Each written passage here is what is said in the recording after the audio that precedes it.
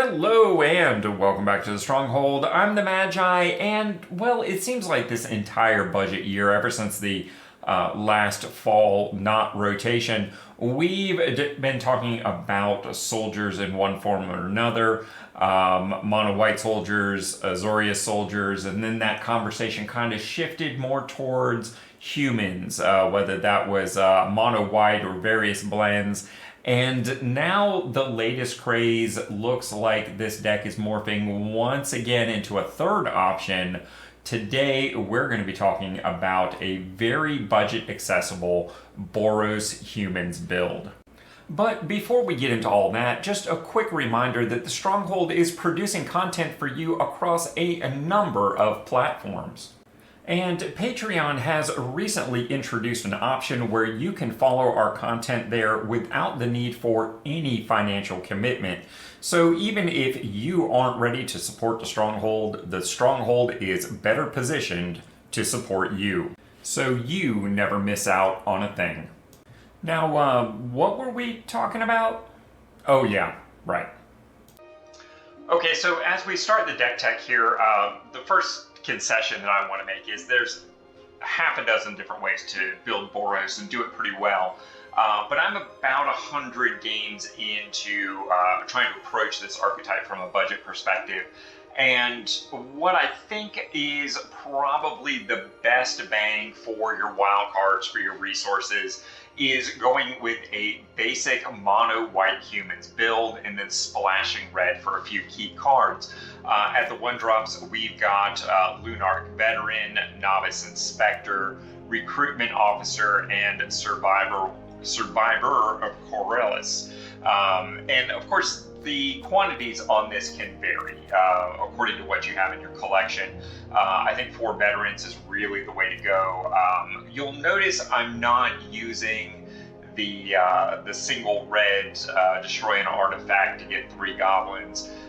It feels awkward in the deck, at least in the budget builds. But Novice Inspector still gives you that turn 1 clue that gets you some crucial card draw later in the game. So it's still pretty darn solid. But of course, there's a lot of 1-drop human options out there. This one is just very readily available at the moment. From there, we've got, I believe, 3 copies of Case of the Gateway Express is the correct number. Then we've got 4 copies of Coppercoat Vanguard and 4 copies of Resolute Reinforcements.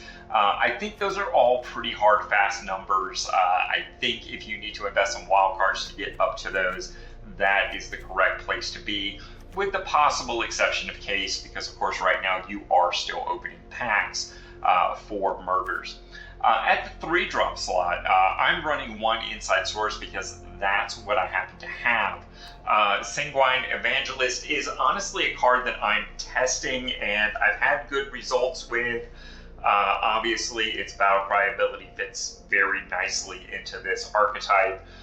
The fact that it puts multiple bodies on the board, replaces itself, etc., all really, really strong candidates. And it's pretty budget accessible as it is in the jump-in packs for the Ixalan set, Lost Caverns rather. Siege Veteran and Adeline are 2 really just placeholders for good, solid, rare humans. Your collection might look different. Certainly a lot of folks right now don't have Adeline if they weren't around last year. They might have the Soldier Lord, the 2-drop in its place. And I think that's perfectly acceptable. I think it's always better to play what you have rather than necessarily burn wild cards. And of course, there's a ton of good rare humans that you could be running for taxation purposes. Brutal Cathar is removal. I mean, there's just lots of ways you can do it. But as far as getting that maximum bang for your resources, I think these are good examples of using what you have to fill those couple slots. And then at the 4-drop from last year, Knight Errant of Eos, this is kind of the signature Convoke card. If you don't have one of these, I think burning a wild card to add one of these to your collection is pretty solid. It works very nicely in this deck. It works in several other builds. Mono white humans, etc., etc. Now, where we start to deviate from those mono white humans builds is in this last column here where we splash in red. And of course, like I just said, mono white humans, perfectly good. Blue white soldiers is another way to go. I still think the majority of these first columns are going to look very much the same.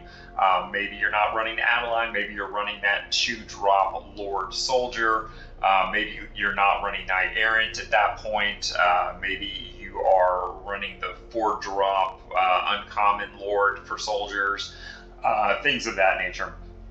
But right now, I think the best build for budget players for this white X human soldier sort of thing is to go with Boros. And I think 3 copies of Lightning Helix is the tested correct amount.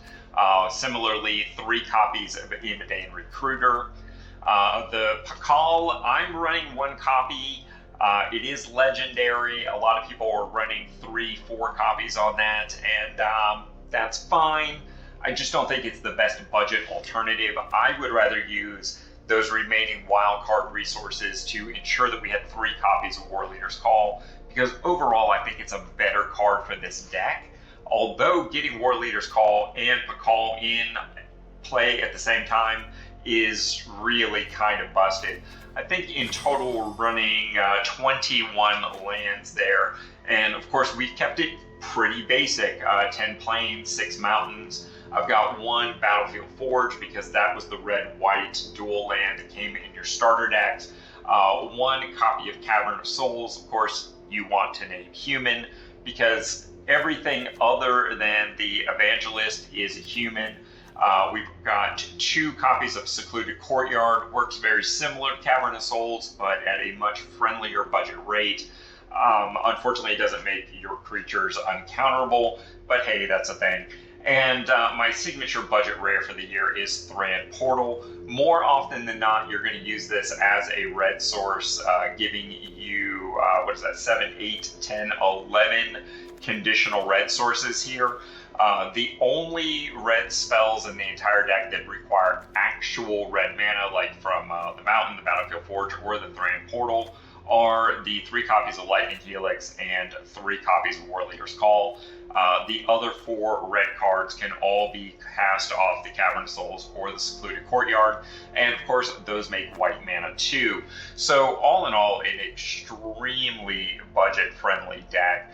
I mean, really, I think the only things that I would recommend the wild cards are the Warleader's Calls. Everything else is kind of situational and a little hit and miss. You can flex around those other rare wild card slots.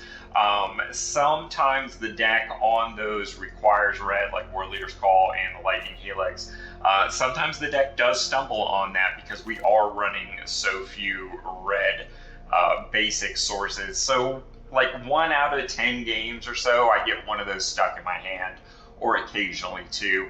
So certainly this deck is prime for, once you have it hitting the way you want and it's working for you, then start upgrading the mana base to some additional dual lands. But again, right off the bat, I would say your wild cards need to go to Warleader's Call if you don't already have those.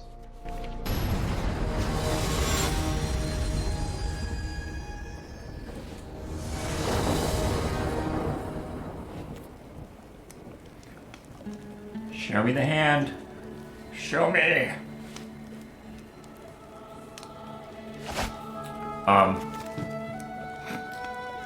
Okay. It's not good, but it's not bad either. Let's see, what are we facing here? Probably mono red burn, right? But just statistically speaking.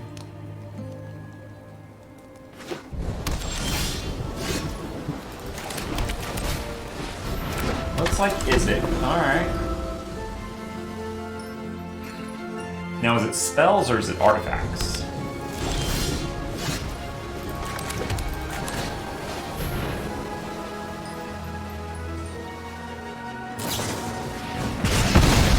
Ah, sadness prevails.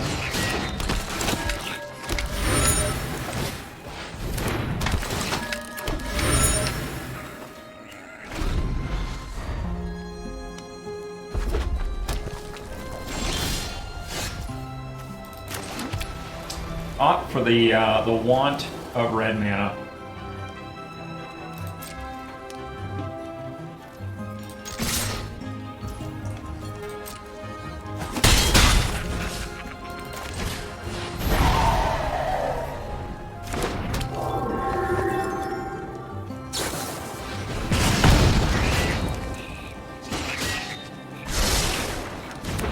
No, I'm going to hold the clues for the moment.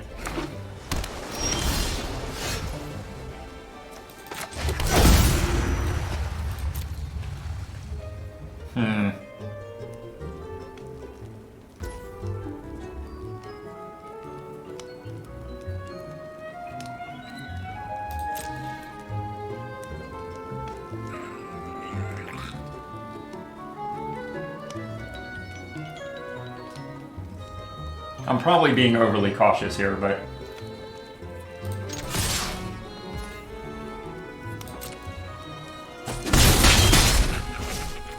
I guess now we find out, right?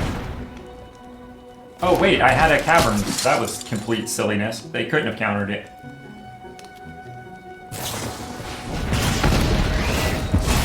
They can do that, though.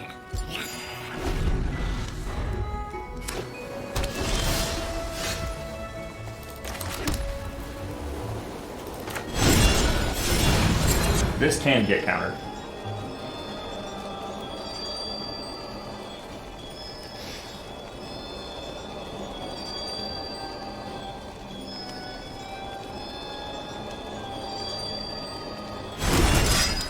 But did not. Interesting.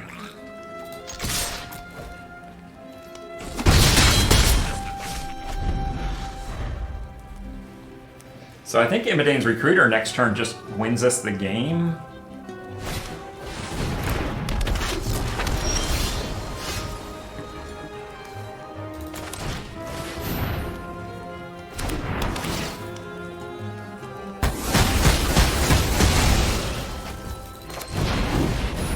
Did not actually do the math.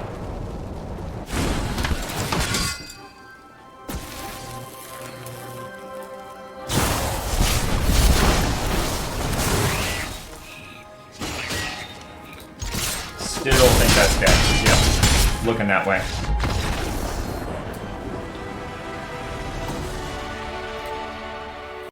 And before we go, I want to take just a moment to thank my totally awesome patrons for supporting me and allowing me to apply my passion into a community. And of course, before we go, I've got some suggestions for your next step.